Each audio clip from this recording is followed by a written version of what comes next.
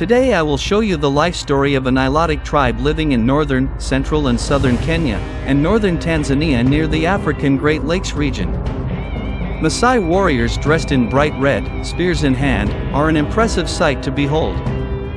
Calm and fearless in dangerous situations, this tribe is renowned for being extraordinary trackers, with generations of knowledge about their land and wildlife. As semi-nomadic pastoralists, they still make a living by herding cattle and goat. While other Kenyan tribes have adapted to modern-day lifestyles and sacrificed their land and their livelihoods, the Maasai still cling to their traditions. Basically, the indigenous people of Kenya have more than 50 subtribes. The Maasai are one of the few tribes that have managed to retain much of their heritage and keep their culture alive. It didn't come easy though. According to Maasai history, the Maasai tribe originally originated in northwestern Kenya, north of Lake Turkana in the Lower Nile Valley, and later, they migrated south and settled in the Great Rift Valley, Dodoma, and Mount Marsabit regions. They ventured as far east as the Tanga coast in Tanzania for cattle raids. These skilled warriors were skilled in the use of shields and spears, but were especially afraid of throwing a weapon known as the Orinka. A Maasai warrior has an excellent vision, a special kind of intelligence, which we call smart. At the turn of the 20th century, the Maasai were the dominant tribe in Kenya. They are one of the very few tribes who have retained most of their traditions, lifestyles and lore. The Maasai need a lot of land for the wildlife they coexist with. The Maasai did not fare well in modern Africa. Until the arrival of European settlers, the fierce Maasai tribe occupied the most fertile land. The Maasai have a very patriarchal society. For the Maasai tribe, the Maasai men and the elders make all the important decisions. They measure a person's wealth in terms of the number of children a man has and head of cattle. The more the better. Their diet traditionally consists of raw meat from their cattle and milk, and sometimes blood during drought. Hides are used to make furniture and bones to make tools. The Maasai wear colorful cloths known as shuka. The Maasai have a very colorful culture of music and dance. Women are known to sing lullabies, hymns and praises about their sons. There is always a song leader, known as Alaranani, who leads the group in song. The Maasai call traditional houses maniata, a circular house structure made of a mixture of tree branches, sticks, mud and dung.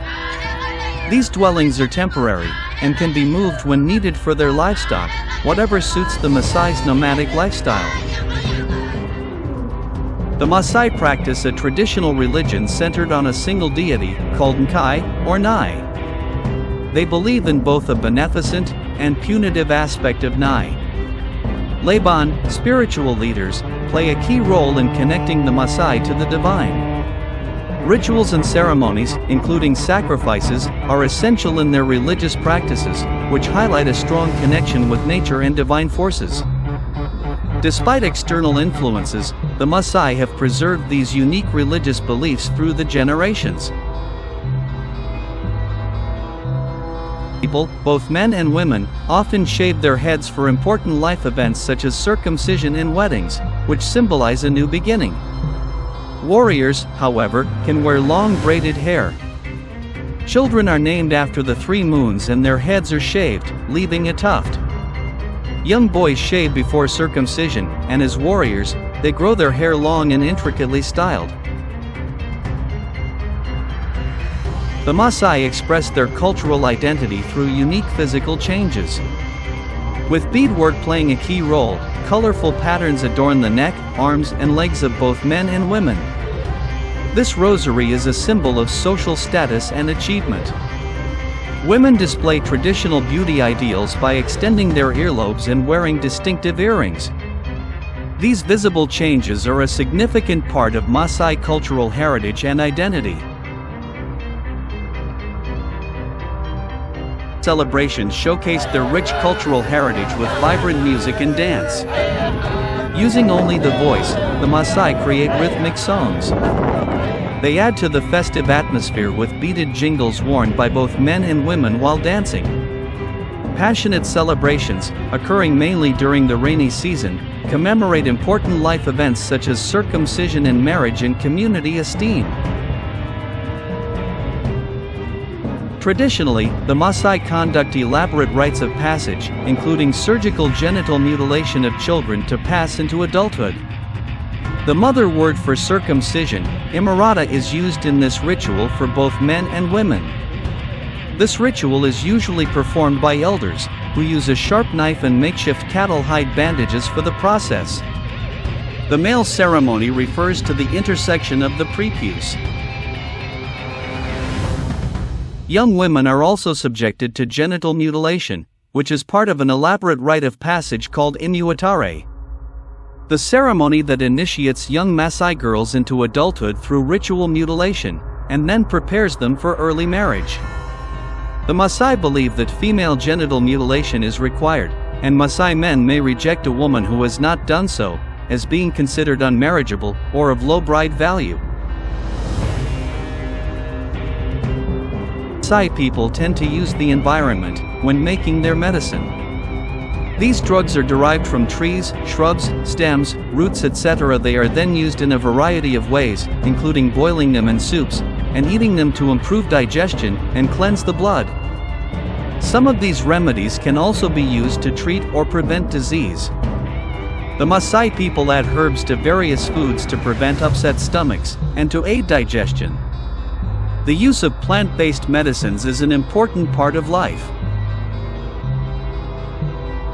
The correct term for this venerable tribe is Masai. The spelling Masai originates from a historical British misunderstanding, and is still commonly used. The Maasai people themselves refer to their tribe as Ma. This cultural difference emphasizes the importance of respecting and recognizing their self-identified names. Both spellings are used interchangeably, and refer to people of the same community.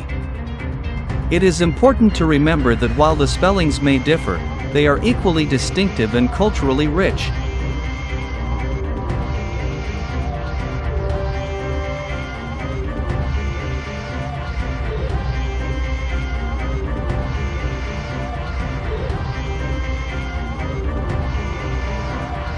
If you like the video, share it with your friends, and be sure to subscribe to get this kind of videos.